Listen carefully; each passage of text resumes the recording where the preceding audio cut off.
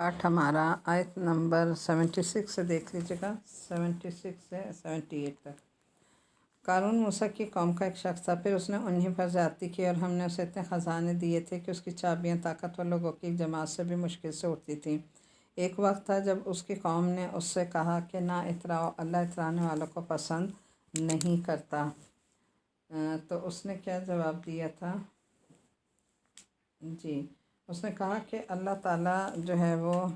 अल्लाह ताला इतराने वालों को पसंद नहीं करता, और अल्लाह ने तुम्हें जो कुछ माल दे रखा है इसके ज़रिए आखिरत वाला घर बनाने की कोशिश करो और दुनिया में से भी अपने हिस्से को नज़रअंदाज ना करो। जिस तरह अल्लाह ने तुम पर एहसान किया है तुम भी दूसरों पर एहसान करो, और ज़मीन में फ़साद मचाने की कोशिश ना करो, और यकीन जानो अल्लाह फ़साद मचाने वालों को पसंद नहीं करता। कहने लगा क्या उसने जवाब दिया, क़ाल इन्नमा ऊतीतुहु अला इल्मिन इंदी अवलम यअलम अन्नल्लाह क़द अहलक मिन क़ब्लिही मिनल क़ुरूनि मन हुवा अशद्दु मिन्हु क़ुव्वा व अक्सरु जमअन व ला युसअलु अन ज़ुनूबिहिमुल मुजरिमून। ये सब कुछ तो मुझे खुद अपने इल्म की वजह से मिला है। अस्तग़फ़िरुल्लाह, कितना बड़ा तकब्बुर। भला क्या उससे इतना भी इल्म नहीं था कि अल्लाह ने उससे पहली नस्लों के लिए ऐसे ऐसे लोगों को हलाक किया जो ताकत में उससे भी ज़्यादा मजबूत थे और जिनकी जमीयत भी बहुत ज़्यादा थी, और मुजरिमों से उनके गुनाहों के बारे में पूछा नहीं जाएगा।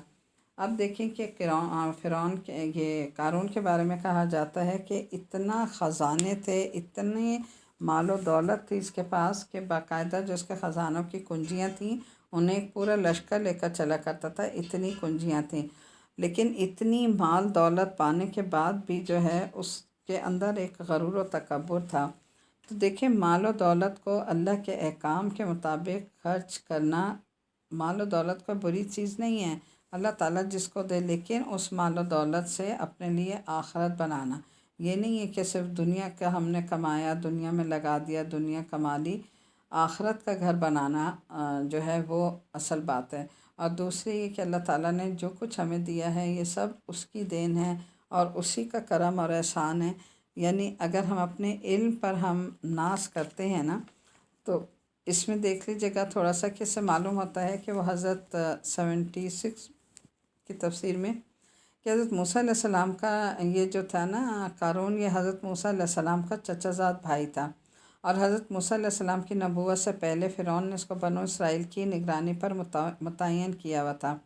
जब हज़रत मूसा अलैहिस्सलाम को अल्लाह ताला ने पैगंबर बनाया और हज़रत हारून अलैहिस्सलाम को आपके नायब मुकर्रर किया, तो इस चीज़ से इसको हसद होने लगी। ज़ाहिर अगर किसी को कोई ज़्यादा ओहदा मिलता है तो दूसरे लोग उससे हसद करते हैं। अब हुआ ये कि बाज़ रिवायत में आता है कि उसने हज़रत मूसा अलैहिस्सलाम से मतालबा भी किया था कि आप उसे भी कोई मनसब दें, लेकिन अल्लाह ताला कोई मंसूब नहीं था। यानी मनसब भी उसे मिलता है ना जिसको अल्लाह ताला चाहता है, तो उसे कोई मनसब मिले, इसलिए हज़रत मूसा अलैहिस्सलाम ने माज़रत कर ली, यानी मना कर दिया। तो ज़ाहिर है कि फिर इस पर इसके हसद की आग और ज़्यादा भड़क उठी और उसने मुनाफ़क़त शुरू कर दी। तो कुरान करीम में जो आता है वो यही है कि तकब्बुर करने के भी कि कहते हैं कि जब उसको फ़िरौन की तरफ से बनो इसराइल की निगरानी सौंपी गई थी तो उसने अपनी ही कौम के लोगों पर ज़्यादतियाँ शुरू कर दी थी ना। यानी आपको मनसब दिया जा रहा है तो आप बजाय इसके उससे आप लोगों को फ़ायदा पहुँचाएँ, उल्टा जो उन पर आप जुल्म सितम कर रहे हैं। फिर दूसरा मतलब ये है कि माल और दौलत को अल्लाह ताला के अहकाम के मुताबिक इस्तेमाल करें जिसके नतीजे में आखिरत का सवाब हासिल हो। यानी अल्लाह ताला ने जो माल दौलत दिया है उसे अल्लाह ही के रास्ते में लगा दें, ऐसे कामों में लगाएं जिनसे हमारी आखिरत बने, जो हमारे लिए सदका जारियाँ हों। ऐसे काम जिससे हमारा दीन प्रबोध होता है, दीन को तरक्की होती है, उन कामों में लगाना जो है वो अल्लाह के नज़दीक पसंदीदा भी है और वो आखिरत में सेफ भी होता है। फिर आप सबसे इम्पोर्टेंट यहाँ एक चीज़ जो हम देखते हैं वो ये कि आखिरत का घर बनाने का मतलब ये नहीं कि दुनिया की ज़रूरियात को बिल्कुल नज़रअंदाज कर दिया जाए, बल्कि ज़रूरत के मुताबिक दुनिया का सामान रखने और कमाने में भी कोई गुनाह नहीं है। ठीक है, यानी अगर हम दुनिया कमा रहे हैं, दुनिया के कोई जॉब कर रहे हैं, कारोबार कर रहे हैं और पैसा कमा रहे हैं और अपनी घर बना रहे हैं या दुनिया बना रहे हैं, लेकिन ये जहन में रखिए कि दुनिया का साजो सामान क्या हो, ज़रूरत के मुताबिक हो, बिला ज़रूरत इकट्ठा करने की इजाज़त नहीं है। البتہ دنیا اس اندازے سے نہ کماؤ کہ جس سے آخرت کا نقصان ہو جائے، یعنی بس ہر وقت دنیا ہی کا مال دنیا ہی میں لگا رہے ہیں، دنیا بنا رہے ہیں، ایک بنگلہ دوسرا بنگلہ، ایک گاڑی اس سے اچھے ماڈل کی، اسی غم میں انسان ڈوبا رہتا ہے، تو ظاہر ہے یہ تو پھر آخرت کا نقصان ہے نا کہ ہم آخرت کے لیے کیا لگا رہے ہیں۔ جب کسی کو دینے کا معاملہ ہوتا ہے یا کسی کار خیر میں لگانے کا معاملہ ہوتا ہے تو ہم پیچھے ہٹ جاتے ہیں۔ اور آج دیکھیں کہ ہمارا دین ترقی کیوں نہیں کر رہا، اس لیے کہ ہم اپنا مال دولت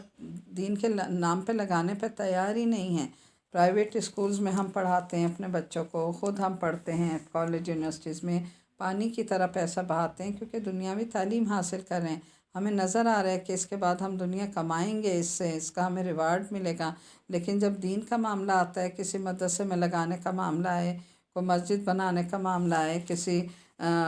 صدقہ جاریہ کے لگانے کا معاملہ ہے، تو پھر ہمارے پاس کچھ بھی نہیں ہوتا اور ہمارا مال دولت جو ہے اس وقت سب غائب ہو جاتا ہے۔ اور ہمیں کیونکہ وہ نظر نہیں آ رہا ہوتا نا کہ وہ جو ہم لگائیں گے تو ہم یہ سوچتے ہیں اس سے ہم کیا کمائیں گے، ہمیں کیا ملے گا یہ لگا کے، ہم یہ نہیں سوچتے کہ یہ ہم آخرت کے لیے لگا رہے ہیں۔ آج دنیا میں لگائیں گے تو کل آخرت میں ہمیں ملے گا، اور اللہ تعالیٰ کے ساتھ تو بہترین سودا ہے کہ اللہ کا وعدہ ہے کہ تم میرے دین کے راستے میں لگاؤ، میرے راستے میں لگاؤ، میں تمہیں 10 گنا دنیا میں 70 گنا تمہیں میں آخرت میں تمہارا سیو کر دوں گا۔ تو آج ہے کوئی ایسی اسکیم یا کوئی ایسا بینک جو آپ کو 70% منافع دے؟ کوئی نہیں دیتا۔ اور جو دنیا کا ہے وہ دنیا میں ہی، اور ہم یہ سوچتے ہیں کہ اچھا اتنا پیسہ ہوا ہے چلو اتنا جمع کر کے بینک میں فکس کر دیں، اتنے ہزار مہینہ ہمیں ملتا رہے گا۔ ہم یہ نہیں سوچتے کہ یہ جو جمع ہوا ہے ہم آخرت کے بینک میں کیوں نہیں جمع کرا دیتے، جہاں سے ہمیں 70% پروفٹ ملے گا اور 10% اللہ تعالیٰ ہمیں دنیا میں بھی لوٹا دے گا۔ لیکن یہ کاروبار کا یہ جو لاجک ہے وہ ہماری سمجھ میں نہیں آتا۔ ہم جو ہے بس دنیا کا دنیا میں لگاتے جاتے ہیں، اور جب مریں گے ظاہر ہے ہم دنیا کا دنیا میں چھوڑ جائیں گے، ہمارے پیچھے ہمارے وارث عیش کریں گے، اس پیسے کو، اس جائیداد کو، اس دولت کو استعمال کریں گے، لیکن ہم ذرا اپنے بارے میں سوچیں کہ ہم اپنے ساتھ کیا لے کر جائیں گے۔ تو دنیا کمانا یا دنیا کو ضرورت کے مطابق سامان اکٹھا کرنا برائی نہیں ہے، لیکن اس سے بڑھ کر کرنا جو ہے وہ جائز نہیں، اور دوسرے کبھی بھی اپنے علم پہ، دولت پہ فخر نہیں کرنا چاہیے۔ کہا نا کہ اگر علم بھی دیتا ہے تو وہ بھی تو دیکھیں اللہ تعالیٰ ہی دیتا ہے۔ علم و ہنر کس کا دیا ہوا ہے؟ اللہ کا دیا ہے نا۔ اللہ نے چاہا تو ہمارے ذہن کو کھولا، ہم نے اس سے علم حاصل کیا، اگر نہیں چاہتا تو ہمیں کچھ بھی نہیں ملتا۔ تو اللہ تعالیٰ ایسے بہت سے انسانوں کو ہلاک کر چکا ہے جو اس سے زیادہ مضبوط تھے اور اسی قسم کے دعوے کیا کرتے تھے۔ تو کبھی بھی اپنے ہاتھوں کو مضبوط کر کے ایسے دعوے مت کریں، ایسے اشارے مت کریں کہ میں مضبوط ہوں یا میرے ہاتھ مضبوط ہیں یا میں بہت کچھ کر سکتا ہوں۔ انسان کا کچھ بھی نہیں ہے، انسان کا وجود کچھ بھی نہیں ہے، نہ اس کا علم کسی کام کا، نہ اس کی دولت، نہ اولاد ہے، نہ بچے، کوئی نہیں اگر اللہ نہ چاہے۔ تو ہمیں یہ سوچنا ہے کہ یہ اللہ کی نعمتیں ہیں، اس نے علم دیا ہے، اولادیں دی ہیں، مال دولت، زندگی، پیسہ اور وقت، توانائیاں، جو کچھ دیا ہے اپنے لیے دیا ہے، ہم اس کو اللہ کے راستے میں لگا دیں تاکہ ہماری عقل مندی کا سودا یہ کہ ہم سب چیزیں اللہ سے واپس لینا چاہتے ہیں، ہم واپس لے لیں، اور اسی صورت میں لیں گے جب ہم اسے اللہ کے راستے میں لگائیں گے۔ آگے دیکھ لیجیے گا، آیت نمبر یہ ہے 79 سے لے کر 82 تک۔ پھر ایک دن وہ اپنے قوم کے سامنے اپنی آن بان کے ساتھ نکلا۔ جو لوگ دنیوی زندگی کے طلبگار تھے وہ کہنے لگے، کاش ہمارے پاس بھی وہ چیزیں ہوتی جو قارون کو عطا کی گئی تھیں۔ آج بھی دیکھیں لوگوں کا یہی حال ہوتا ہے نا کہ جس کے پاس بہت اچھا گھر ہے، گاڑی ہے، پیسہ دولت، لوگ کیسے رشک سے دیکھتے ہیں کہ کاش ہمارے پاس بھی یہ سب کچھ ہوتا جو اس کو دیا گیا ہے۔ تو یہ کاش والی بات جو ہے وہ یہاں بھی چل رہی ہے اور ہمارے دلوں میں بھی ہوتی ہے، اور ہم ہمیشہ امپریس کس چیز سے ہوتے ہیں؟ لوگوں کے ظاہری دنیاوی جو اسٹیٹس ہے اس سے ہم بہت امپریس ہوتے ہیں کہ اس کا کیا زبردست اسٹیٹس ہے، اور ہم کہتے ہیں واہ اللہ اس سے خوب راضی ہے۔ تو اللہ جو ہے صرف دنیاوی دولت دے کر راضی نہیں ہوتا۔ اگر دنیاوی دولت سے اللہ راضی ہو رہا ہوتا نا، ہمارا یہی فوکس ہے، نعوذ باللہ اللہ کا بھی اگر یہی وہ ہوتا تو اللہ دیکھیں آج کافروں کو ہم سے زیادہ دے رہا ہے، تو اس کا مطلب اللہ کافروں سے راضی ہے؟ اللہ ان سے راضی نہیں ہے، وہ ان کو آخرت میں گھسیٹے گا۔ صرف یہ بات ہے کہ اللہ نے کہا جو یہ کچھ تھوڑے نیک عمل کر لیتے ہیں نا، ان کا اجر ہم انہیں اسی دنیا میں دے دیں گے، لیکن آخرت میں اس کا پھر کوئی بھی صلہ نہیں ہے نا۔ اور ابھی وہ چیزیں ہوتی جو قارون کو عطا کی گئی تھیں، یقیناً وہ بڑا نصیب والا ہے۔ تو ہمارے یہاں پہ خوش نصیبی کا معیار کس کو سمجھا جاتا ہے؟ جس کے پاس مال دولت ہے، پیسہ ہے، ایک اسٹیٹس ہے، ہم کہتے ہیں واہ کیا قسمت والا ہے، اس کی تو بڑی اچھی قسمت ہے۔ یہ اچھی قسمت نہیں ہے، ہاں وہ اچھی قسمت ہے کہ جس کو اللہ تعالیٰ اپنے لیے چن لے، اپنے لیے خالص کر لے، اور جو اللہ تعالیٰ کے دین کا کام کرے۔ اللہ تعالیٰ کہتا ہے وہ نصیبوں والا ہے کہ جس کو میں چن لوں اپنے کام کے لیے، وہ میرا پسندیدہ ہے۔ اور جن لوگوں کو اللہ کی طرف سے علم عطا ہوا ہے، انہوں نے کہا کہ تم پر افسوس ہے کہ تم ایسا کہہ رہے ہو، اللہ کا دیا ہوا ثواب اس شخص کے لیے کہیں زیادہ بہتر ہے جو ایمان لائق نیک عمل کرے، اور وہ انہی کو ملتا ہے جو صبر سے کام لیتے ہیں۔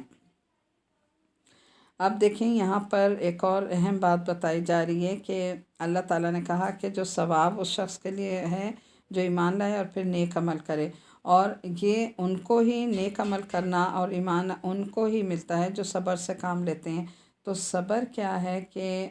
جس کی ڈیفینیشن ہے کہ ناموافق حالات میں اپنے آپ کو روکے رکھنا یا ناجائز خواہش پر قابو پا کر اپنے آپ کو اللہ کی فرما برداری پر ثابت قدم رکھنا، یہ صبر ہے۔ تو جو لوگ صبر سے چلتے ہیں اللہ تعالیٰ انہیں ہی سب کچھ عطا کرتا ہے۔ پھر ہوا کیا کہ 81 آیت دیکھیں، پھر ہوا یہ کہ ہم نے اسے اور اس کے گھر کو زمین میں دھنسا دیا، پھر اسے کوئی ایسا گروہ میسر نہ آیا جو اللہ کے مقابلے میں اس کی مدد کرتا یا وہ پھر خود جو ہے بچا سکتا اپنے آپ کو۔ 81 میں تھوڑا سا اس کی عربی دیکھ لیتے ہیں۔ فَخَسَفْنَا بِهِ وَبِدَارِهِ الْأَرْضَ فَمَا كَانَ لَهُ مِنْ فِئَةٍ يَنْصُرُونَهُ مِنْ دُونِ اللَّهِ وَمَا كَانَ مِنَ الْمُنْتَصِرِينَ۔ اپنے بندوں میں سے کل جو لوگ اس جیسا ہونے کی تمنا کر رہے تھے کہنے لگے، او پتہ چل گیا کہ اللہ اپنے بندوں میں سے جس کے لیے چاہتا ہے رزق میں وسعت کر دیتا ہے اور جس کے لیے چاہتا ہے تنگی کر دیتا ہے۔ اگر اللہ نے ہم پر احسان نہ کیا ہوتا تو وہ ہمیں بھی زمین میں دھنسا دیتا۔ پتہ چل گیا کہ کافر لوگ فلاح نہیں پاتے۔ لولا ان من اللہ علینا لخسف بنا وکأنہ لا یفلح الکافرین۔ حسرت کی بات، انہوں نے کہا کہ واہ پتہ چل گیا کہ ہم اس پہ جو کل تک رش کر رہے تھے، تو ہوا کیا تھا کہ قارون کو کہتے ہیں اللہ تعالیٰ نے کیا سزا دی تھی جو اس نے غرور تکبر کیا نا اپنی دولت پر، کہ لو اس میں کیا اللہ کا کمال، یہ تو سارا میرا علم تھا، میری دولت تھی، اور اپنے علم کی بنا پر میں نے یہ سارا دولت اور یہ روپیہ سب پیسہ اکٹھا کیا ہے، تو اللہ تعالیٰ کا تو اس میں کوئی وہ نہیں ہے، نعوذ باللہ اللہ کو کہیں پر اس نے اس کا کریڈٹ نہیں دیا۔ تو اللہ تعالیٰ نے جب اس کو عذاب میں پکڑا تو کیا پکڑا کہ اچھا تم اسی پیسے دولت سے محبت کرتے ہو نا، اللہ نے اس کو اسی محل اسی گھر سمیت زمین میں دھسانا شروع کر دیا، اور دیکھیں کوئی اس کو نہیں بچا سکا، نہ باہر والے لوگ، نہ کوئی اولاد، نہ جتھا، کوئی نہیں بچا سکا، اور کہتے ہیں قیامت تک یہ اپنے اسی محل میں زمین کے اندر دھنستا چلا جائے گا۔ دیکھیں کیسے اللہ کی سزائیں ہوتی ہیں۔ فرعون کا معاملہ دیکھا پیچھے آپ نے کیسا ہوا، اسی طرح اس کا دیکھیں کہ دولت جس چیز پہ اتراتا تھا اللہ نے اس سارے مال دولت سمیت اس کو زمین میں دفن کر دیا۔ تو اللہ تعالیٰ چاہے تو سب کچھ دکھا سکتا ہے کہ یہ اس مال دولت پہ اتراتے ہو، میرے نزدیک اس کی کوئی حیثیت نہیں ہے، میں چاہوں تو تمہیں اسی کے ساتھ اندر دفن کر دوں۔ تو جو لوگ عقل مند تھے پھر انہیں فوراً یہ احساس ہوا، انہوں نے کہا ہاں واقعی کل تک ہم جس پر رش کر رہے تھے یہ واقعی ہماری بھول تھی، اگر ہم بھی ایسا کرتے تو ہم بھی اس کے ساتھ اس عذاب میں پکڑے جاتے، لیکن بہتر ہوا کہ ہم نے فلاح پا لی، اور اللہ تعالیٰ جو ہے وہ اپنے ان لوگوں کو بچا لیتا ہے جو اللہ پہ کا اپنا کامل یقین رکھتے ہیں۔ جی آگے دیکھیں آیت نمبر 83 سے 85 تک دیکھیں، وہ آخرت والا گھر تو ہم ان لوگوں کے لیے مخصوص کر دیں گے جو زمین میں نہ تو بڑائی چاہتے ہیں اور نہ فساد، اور آخری انجام پرہیزگاروں کے حق میں ہوگا۔ جو شخص کوئی نیکی لے کر آئے گا تو اس کو اس چیز کے برابر ملے گی، اور جو کوئی بدی لے کر آئے گا تو جنہوں نے برے کام کیے ہیں ان کو کسی اور چیز کی نہیں، ان کے کیے ہوئے ہی کاموں کی سزا دی جائے گی۔ من جاء بالحسنة فله خير منها ومن جاء بالسيئة فلا يجزى الذين عملوا السيئات إلا ما كانوا يعملون إن الذي فرض عليك القرآن لردك إلى معاد قل ربي أعلم من جاء بالهدى ومن هو في ضلال مبين۔ اے پیغمبر صلی اللہ علیہ وسلم، جس ذات نے تم پر اس قرآن کی ذمہ داری ڈالی ہے وہ تمہیں دوبارہ اس جگہ پر لا کر رہے گا جو تمہارے لیے انسیت کی جگہ ہے۔ کہہ دو کہ میرا رب اس سے بھی خوب واقف ہے جو ہدایت لے کر آئے اور اس سے بھی جو کھلی گمراہی میں مبتلا ہے۔ اب یہ 85 آیت میں جو ہے نا، یہاں قرآن کریم میں جو لفظ استعمال ہوا ہے ماد کہ لا راد کا الا ماد استعمال ہوا ہے کہ اس کے جو معنی ہیں نزدیک کے عادت سے نکلا ہے، یعنی وہ جگہ جس میں رہنے اور آنے جانے کا انسان عادی اور اس سے مانوس ہو۔ اور بعض جگہ اس کی تفسیر میں اس کو کہا گیا لوٹنے کی جگہ۔ تو دونوں صورتوں میں اس سے مراد جو ہے وہ مکہ مکرمہ ہے۔ جب نبی کریم صلی اللہ علیہ وسلم مکہ مکرمہ سے ہجرت کر کے مدینہ تشریف لے جا رہے تھے، تو جب آپ جحفہ کے قریب اس جگہ پر پہنچے جہاں سے مکہ کا راستہ الگ ہوتا تھا، تو آپ کو اپنے وطن سے جدائی کا بہت احساس ہوا۔ اس موقع پر اللہ نے اس آیت کے ذریعے نبی کریم صلی اللہ علیہ وسلم کو تسلی دی اور وعدہ فرمایا کہ آپ کو دوبارہ اس سرزمین پر فاتح کی حیثیت سے لایا جائے گا۔ چنانچہ 8 سال کی مدت کے بعد یہ وعدہ پورا ہوا اور مکہ مکرمہ میں آپ پھر فاتح بن کر داخل ہوئے۔ انسیت کی جگہ یا لوٹنے کی جگہ سے مراد جنت لی ہے، اور اس آیت کا جو مطلب ہے یہاں پر یہ دیکھ لیجیے گا کہ اور اے پیغمبر 86-88 تک اور اے پیغمبر تمہیں پہلے سے امید نہیں تھی کہ تم پر یہ کتاب نازل کی جائے گی، لیکن یہ تمہارے رب کی طرف سے رحمت ہے، لہٰذا کافروں کے ہرگز مددگار نہ بننا۔ اور جب یہ آیتیں تم پر نازل کر دی گئیں تو اس کے بعد یہ لوگ تمہیں ہرگز ان پر عمل کرنے سے نہ روکنے پائیں، اور تم اپنے رب کی طرف لوگوں کو دعوت دیتے رہو، ہرگز ان مشکین میں شامل نہ ہو، اور اللہ کے ساتھ کسی اور کو معبود نہ پکارو، اس کے سوا کوئی معبود نہیں، ہر چیز فنا ہونے والی ہے سوائے اس کی ذات کے، حکومت اسی کی ہے۔ وَلَا تَدْعُ مَعَ اللہِ إِلَٰهًا آخَرَ لَا إِلَٰهَ إِلَّا هُوَ كُلُّ شَيْءٍ هَالِكٌ إِلَّا وَجْهَهُ لَهُ الْحُكْمُ وَإِلَيْهِ تُرْجَعُونَ۔ اس کے سوا کوئی معبود نہیں ہے، ہر چیز فنا ہونے والی ہے سوائے اس کی ذات کے، حکومت اسی کی ہے اور اسی کی طرف لوٹایا جائے گا۔ اب یہاں جو یہ بات ہے نا کہ اسی کی طرف لوٹایا جائے گا، تو دیکھیں اصل چیز کیا ہے، انسیت کی جگہ یا لوٹنے کی جگہ سے مراد جنت ہے۔ اور آخر اس آیت کا جو مطلب ہے یہ لیا گیا کہ اگر آپ کو اگرچہ اس دنیا میں تکلیفیں پہنچ رہی ہیں لیکن آخر کار آپ کا مقام جنت ہے۔ تو دیکھیں اس آیت سے بڑی تقویت ملتی ہے نا کہ یہاں اگر آگے پیچھے آج ایک جا رہا ہے کل دوسرا جا رہا ہے، ہمارے ماں باپ بہن بھائی اولادیں، اگر آج ہم ایک دوسرے سے بچھڑ بھی رہے نا تو یہ آیت بڑی تسلی دیتی ہے کہ ایک وقت وہ آئے گا کہ جہاں پر ہم سب مل جائیں گے، اور وہ کون سی جگہ ہوگی، جنت، کہ جہاں پر ہمیشہ ہمیشہ کے لیے اللہ تعالیٰ ملا دے گا، وہاں سے پھر کوئی کسی کو نہ چھوڑ کے جائے گا، نہ کوئی کسی سے الگ ہوگا۔ تو اللہ تعالیٰ سے دعا ہے کہ اللہ تعالیٰ ہمیں اس راستے پر چلا دے جس پر چل کر ہم اس کی پیاری سی جنتوں کو پالیں، اور ان جنتوں کو کہ جہاں ہمارے گھر والے، ہمارے رشتہ دار، ہمارے ساتھ ہوں، وہی جنت پیاری لگے گی کہ جہاں ہمارے اپنے ہوں۔ لیکن اگر ہم خود نیک کام کرتے رہیں اور اپنے ساتھ اپنی اولادوں کو لے کر نہیں نکلے تو یاد رکھیے کہ وہ جنت بھی اچھی نہیں لگے گی جس میں اگر ہم اکیلے چلے جائیں۔ تو اپنے ساتھ ساتھ میری آپ سے یہی درخواست ہے، اپنی اولادوں کو، اپنے رشتہ داروں کو، ان سب کو، اپنے پیاروں کو اپنے ساتھ لگائیں تاکہ آپ کے ساتھ ساتھ وہ بھی اللہ کو راضی کر کے اس جگہ یعنی ہمیشہ کی جنت میں پہنچ جائیں جس کا اللہ نے وعدہ فرمایا۔ الحمدللہ یہ ہماری سورہ قصص یہاں پر ختم ہو گئی ہے۔ آگے ہماری سورہ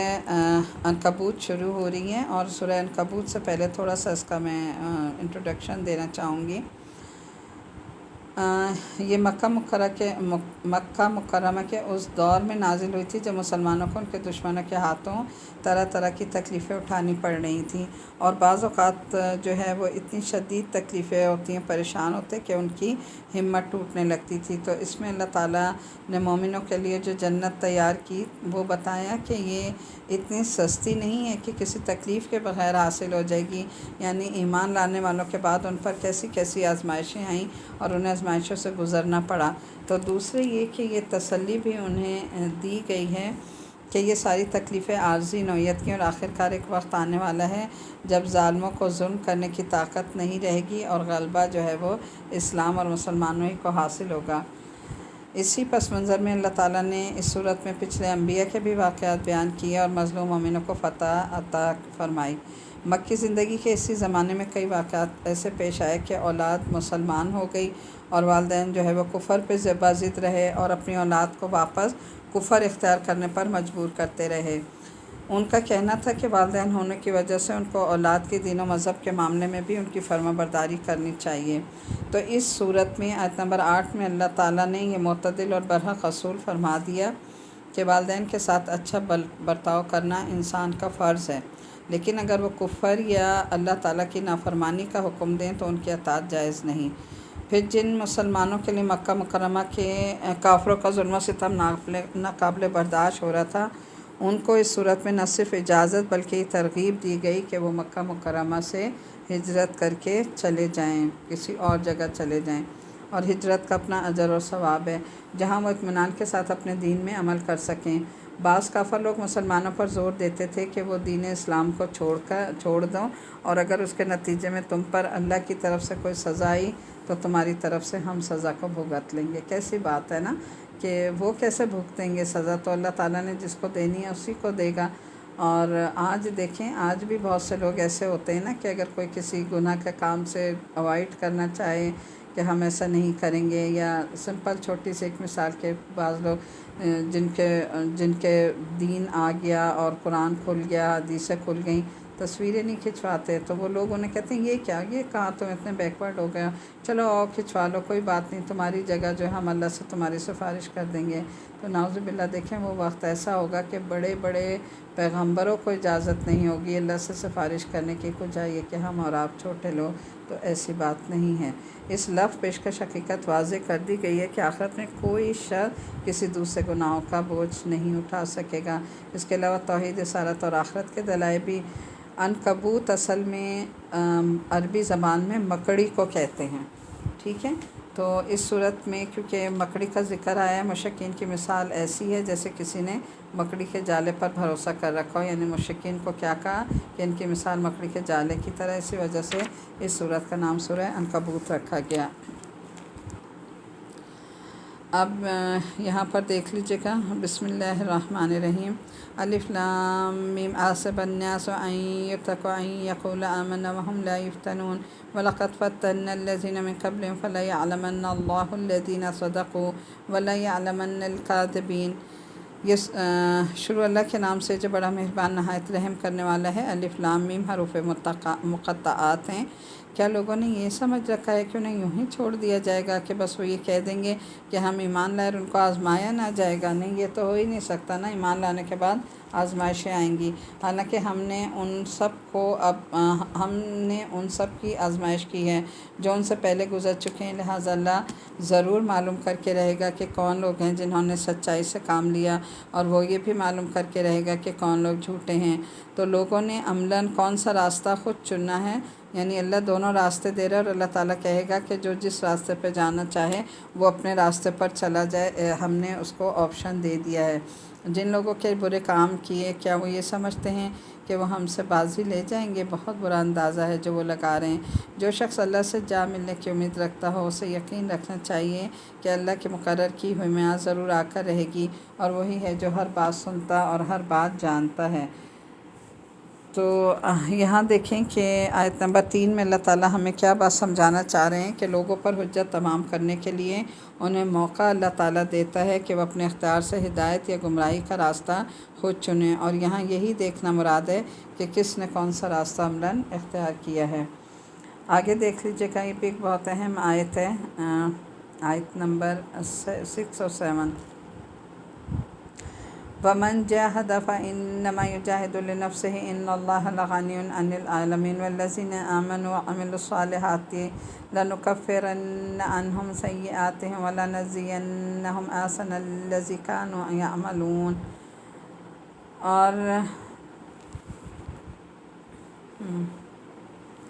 اور جو شخص بھی ہمارے راستے میں محنت اٹھاتا ہے وہ اپنے ہی فائدے کے لیے محنت اٹھاتا ہے، یقیناً اللہ تمام جہان والوں کے لیے بے نیاز ہے۔ اور جو لوگ ایمان لے آئیں اور انہوں نے نیک عمل کیے، ہم انہیں ان کی خطاؤں کو ضرور معاف کر دیں گے، اور جو وہ عمل کرتے رہے ان کا بہترین بدلہ انہیں دیں گے۔ اچھا، اب یہاں پر دیکھیں کہ انسان کے لیے کیا ہے کہ ہر حال میں انسان نے محنت کرنی ہے اور کوشش کرنی ہے، یعنی اس کی ہر محنت شیطان کا مقابلہ، تبلیغ و دعوت کی محنت جو ہے وہ جاری و ساری رہنی چاہیے، اور جہاد کی محنت۔ تو کہا کیا جا رہا ہے کہ جو کوئی جہاد کرے گا، جو اللہ کے راستے میں کوششیں کرے گا، اللہ تعالیٰ جو ہے اسی کے لیے کیا ہوگا، تمام جہان والے کے لوگوں سے اللہ تعالیٰ بے نیاز ہے۔ تو ہم سب کے لیے حکم کیا ہے کہ ہم سب مل کر، خواہ مرد ہیں یا عورتیں ہیں، بڑے ہیں، بوڑھے ہیں، جو بھی ہیں، سب کو اللہ کے راستے میں جہاد کرنی ہے، یا اس کا حکم دیا جا رہا ہے۔ اور پھر ساتھ ہی اس کا جو خوشخبری بھی سنائی گئی کہ جو لوگ ایمان لائیں گے اور نیک عمل کریں گے تو اللہ تعالیٰ ان کے گناہ، ان کی برائیاں ان سے دور کر دے گا، اور اللہ تعالیٰ ان کو بہتر جگہ پر یعنی جنت میں داخل فرمائے گا۔ آگے دیکھیں آیت نمبر 8 اور 9۔ اور ہم نے انسان کو حکم دیا ہے کہ وہ والدین کے ساتھ اچھا سلوک کرے، اور اگر وہ تم پر زور ڈالیں کہ تم میرے ساتھ کسی ایسے معبود کو شریک ٹھہراؤ جس کے بارے میں تمہارے پاس کوئی دلیل نہیں، تو ان کا کہنا مت مانو، میری ہی طرف تم سب کو لوٹ کر آنا ہے۔ اس وقت میں تمہیں بتاؤں گا کہ تم کیا عمل کرتے رہے، اور جو لوگ ایمان لائے ہیں اور انہوں نے نیک عمل کیے ہیں، ہم انہیں ضرور نیک لوگوں میں شامل کریں گے۔ اب یہاں بھی دیکھیں بہت اہم اصول ہمیں یہ دیا جا رہا ہے کہ اگر والدین کافر ہوں تب بھی ان کے ساتھ عام برتاؤ میں نیک سلوک کرنا چاہیے، اور ان کی توہین کرنا یا ان کو تکلیف پہنچانا مسلمان کو زیب نہیں دیتا۔ لیکن اگر وہ کفر اور شرک پہ مجبور کریں تو پھر ان کا کہنا جو ہے وہ نہیں ماننا، یہ پھر جائز نہیں، یعنی اس میں بھی پھر کوئی بدتہذیبی یا بدتمیزی ان کے ساتھ نہیں کرنی، بس خاموشی سے ان کی یہ بات نہیں ماننی کہ انسان اگر دین میں داخل ہو گیا ہے تو واپس اپنے دین پر پلٹے۔ حدیث میں آتا ہے جس کا مفہوم ہے کہ نبی کریم صلی اللہ علیہ وسلم نے فرمایا کہ 3 چیزوں میں والدین کی اطاعت، یعنی یہاں پر جو آیت ہے نا، میں آیت بھی بلکہ پڑھ دیتی ہوں تاکہ آپ کے ذہن میں، جہاں میں آیتیں پڑھتی ہوں اسی لیے پڑھتی ہوں کہ جو باتیں ذہن میں آپ کے جو ہے بیٹھ جائیں کہ اس چیز کا حکم اللہ نے ہمیں قرآن میں دیا ہے۔ آیت نمبر 8 اور 9 میں وَوَصَّيْنَا الْإِنسَانَ بِوَالِدَيْهِ حُسْنًا وَإِنْ جَاهَدَاكَ لِتُشْرِكَ بِي مَا لَيْسَ لَكَ بِهِ عِلْمٌ فَلَا تُطِعْهُمَا إِلَيَّ مَرْجِعُكُمْ فَأُنَبِّئُكُم بِمَا كُنتُمْ تَعْمَلُونَ وَالَّذِينَ آمَنُوا وَعَمِلُوا الصَّالِحَاتِ لَنُدْخِلَنَّهُمْ فِي الصَّالِحِينَ۔ تو دیکھیں 3 چیزوں میں یہ ہے کہ ہر چیز میں والدین کا حکم ماننا ہے، کیونکہ اس نے انسان کو، والدین جو انسان کو تکلیف اٹھا کر پیدا کرتے ہیں، لیکن کہا کہ اگر وہ تمہیں شرک کا حکم دیں تو تم نے ان کی بات نہیں مانی۔ حدیث میں آتا ہے 3 باتوں پر والدین کی فرمانبرداری آپ کے لیے جائز نہیں ہے۔ پہلی بات تو یہ کہ اگر آپ کو شرک کا حکم دیں تو آپ نے کسی صورت ان کی بات نہیں ماننی، اور دوسرا یہ ہے کہ اگر وہ قطع رحمی کا کہیں تو آپ نے کسی کے ساتھ قطع رحمی رشتے سے نہیں کرنی، چاہے وہ اس میں آپ سے ناراض بھی ہوں۔ اور تیسری بات یہ کہ اگر کوئی جو ہے اپنے کوئی والدین اپنی اولاد کو کہیں کہ وہ جوان بچوں کی ماں کو چھوڑ دے تو اس نے والدین کی بات نہیں ماننی۔ اب دیکھیں یہاں جوان بچوں کی بات کیوں کی گئی، اس لیے کہ دیکھیں جس عورت کے بچے جوان ہوں گے ظاہر ہے وہ اپنے جوانی کی ایج سے تو گزر چکی ہوگی، تو اب اگر وہ چھوڑ بھی دے گا تو اس کے لیے دوسری جگہ نکاح کرنا مشکل ہوگا، اور وہ اس چیز سے بالکل بے یار و مددگار رہ جائے گی۔ تو اس لیے کہا کہ ایسی جوان بچوں کی ماں کو نہیں چھوڑو، یعنی اس کا بڑھاپا جو ہے وہ خراب نہیں کرو۔ تو 3 چیزوں میں والدین کی فرمانبرداری جو ہے وہ جائز نہیں ہے۔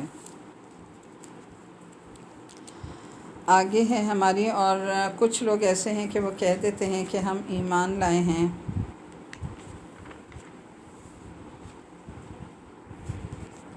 جی